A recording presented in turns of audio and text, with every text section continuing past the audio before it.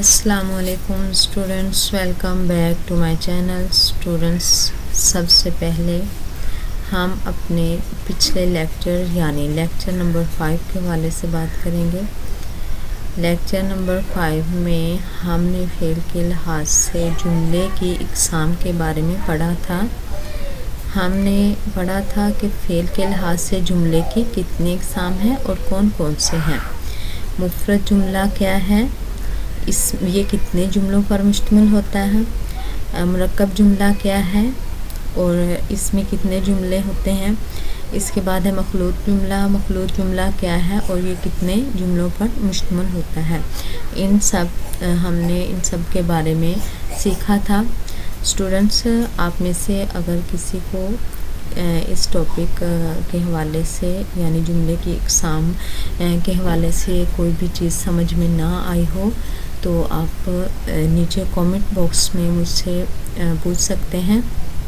انشاءاللہ میں آپ کے سوالوں کا رپلائی دینے کی کوشش کروں گی۔ اسٹوڈنٹس، اس کے علاوہ اگر آپ میں سے کسی کو گرامر کے حوالے سے کوئی بھی چیز سمجھنی ہو تو وہ نیچے کامنٹ باکس میں مجھ سے پوچھ سکتا ہے۔ انشاءاللہ میں کوشش کروں گی کہ میں آپ کے پوچھے گئے جو سوال ہیں پوچھے گئے گرامر کے حوالے سے جو بھی چیز آپ نے پوچھی ہے اس کے بارے میں الگ سے ویڈیو اپلوڈ کروں گی اور اس طرح ہمارا یہ سلسلہ بھی چلتا رہے گا۔ اسٹوڈنٹس، چلیے اب ہم اپنے اگلے لیکچر کی طرف بڑھتے ہیں۔ آج کا ہمارا جو لیکچر ہے وہ ہے اصناف سخن کے حوالے سے۔ اسٹوڈنٹس، اصناف سخن میں حمد شامل ہے، نعت شامل ہے، اس کے علاوہ مرثیہ، مثنوی، آزاد نظم وغیرہ وغیرہ یہ سب چیزیں شامل ہیں۔ تو سب سے پہلے ہم حمد کے بارے میں پڑھتے ہیں۔ لفظ حمد کے معنی ہے تعریف۔ تعریف ایسی نظم جس میں اللہ تعالیٰ کی تعریف اور توصیف بیان کی جائے اسے ہم حمد کہیں گے، اور حمد میں اللہ تعالیٰ کے علاوہ کسی اور کی تعریف بیان نہیں کی جاتی۔ تو اسٹوڈنٹس، حمد کے بعد ہے نعت۔ نعت ایسی نظم ہے جس میں نبی پاک صلی اللہ علیہ وآلہ وسلم کی تعریف بیان کی جائے، یہ نعت کہلاتی ہے۔ تو نعت میں نبی پاک صلی اللہ علیہ وآلہ وسلم کی تعریف کے ساتھ ساتھ آپ سے اظہار عقیدت بھی کیا جاتا ہے، عقیدت کے ساتھ نعت پیش کی جاتی ہے۔ تو اسٹوڈنٹس، یہ بھی اصناف سخن میں شامل ہے۔ نعت کے بعد ہے آزاد نظم۔ آزاد نظم وہ نظم ہوتی ہے جس میں مصرعے چھوٹے اور بڑے ہوتے ہیں، یعنی اس میں مصروں کی کوئی پابندی نہیں ہوتی، تمام مصروں کا وزن یکساں نہیں ہوتا، اسے ہم آزاد نظم کہیں گے۔ اسٹوڈنٹس، آزاد نظم میں ردیف اور قافیہ کی پابندی بھی ضروری نہیں ہوتی۔ کبھی کبھی شاعر قافیوں کا استعمال بھی کرتا ہے، یعنی پابندی نہیں ہے کہ ضرور قافیہ یا ردیف کا استعمال کیا جائے، تو شاعر اپنی مرضی سے قافیے کا استعمال بھی کر سکتا ہے۔ اس کے بعد ہے قصیدہ۔ قصیدہ وہ نظم ہے جو کسی بادشاہ، امیر، وزیر یا کسی مشہور شخص کی تعریف میں لکھی جائے، اسے ہم قصیدہ کہیں گے۔ قصیدہ میں 5 اجزاء شامل ہیں۔ سب سے پہلے ہے تشبیب، دوسرے نمبر پر ہے غریض، اور تیسرے نمبر پر ہے مدعا، حسن طلب، اور سب سے آخر میں ہے دعا۔ تو یہ 5 اجزاء ہیں جو قصیدے میں شامل ہوتے ہیں اور شاعر اپنے قصیدہ میں ان کا استعمال کرتا ہے۔ قصیدہ میں مبالغہ کے اشعار بہت زیادہ ہوتے ہیں، مبالغہ میں اس بات کی جاتی ہے قصیدہ میں۔ قصیدہ کے لیے شوکت الفاظ کے ساتھ انداز بیان کی ندرت اور تخیل کی بلندی ضروری ہوتی ہے، یعنی انداز بیان جو ہے وہ خوبصورت طریقے سے ہونا چاہیے۔ تو اس کے بعد ہے مرثیہ۔ لفظ مرثیہ کے معنی ہے رونا یا بیان کرنا۔ یہ مرثیہ جو ہے یہ کسی کے انتقال پر اس کی یاد میں لکھی گئی نظم ہے۔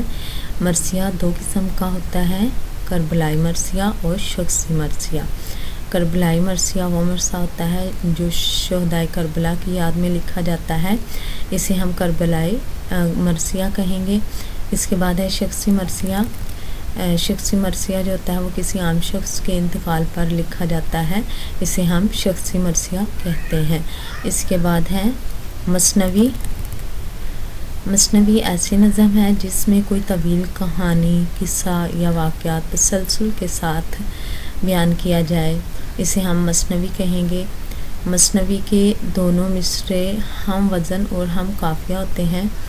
مثنوی کی ایک خوبی یہ بھی ہے کہ مثنوی کے ہر شعر کا جو قافیہ ہوتا ہے وہ الگ ہوتا ہے۔ اسٹوڈنٹس، مثنوی کے بعد ہے غزل، یہ بھی اصناف سخن میں شامل ہے۔ لفظ غزل کے معنی ہیں عورتوں سے عشق و محبت کی باتیں کرنا، یا غزل عورتوں کی باتیں کرنا، یہ بھی غزل میں شامل ہے۔ غزل اردو شاعری کی سب سے مقبول صنف ہے۔ غزل کا ہر شعر معنوی اعتبار سے مکمل ہوتا ہے۔ غزل کا پہلا جو شعر ہوتا ہے اسے ہم مطلع کہتے ہیں اور آخری شعر کو ہم مقطع کہتے ہیں۔ مقطع میں شاعر اپنا تخلص یا کلمی نام استعمال کرتا ہے۔ اس کے بعد ہے رباعی، یہ بھی اصناف سخن کی ایک قسم ہے۔ رباعی جو ہے یہ عربی زبان کے لفظ ربا سے بنا ہے۔ ربا کے معنی ہیں چار۔ ایسی نظم جو چار مصروں پر مشتمل ہو اسے ہم رباعی کہتے ہیں۔ رباعی کا پہلا، دوسرا اور چوتھا جو مصرع ہوتا ہے وہ ہم قافیہ ہوتا ہے۔ پہلا، دوسرا اور چوتھا، یعنی تیسرا نہیں، پہلا، دوسرا اور چوتھا مصرع جو ہوتا ہے یہ ہم قافیہ ہوتا ہے۔ شاعر اپنی بات چوتھے مصرعے میں بیان کرتا ہے۔ رباعی میں فلسفیانہ، اخلاقی اور نصیحت آموز باتیں بیان کی جاتی ہیں۔ اس کی مخصوص بحر ہوتی ہے۔ نظم مارا ایسی نظم ہوتی ہے جس میں ردیف اور قافیہ کی پابندی نہیں کی جاتی، لیکن اگر کبھی بے تکلفی میں کوئی قافیہ بند جائے تو کوئی حرج نہیں ہے۔ اس کے بعد ہے نظم مارا میں تمام مصرعے جو ہیں وہ ہم وزن ہوتے ہیں۔ تو اسٹوڈنٹس یہ سب چیزیں جو ہیں یہ اصناف سخن میں شامل ہیں۔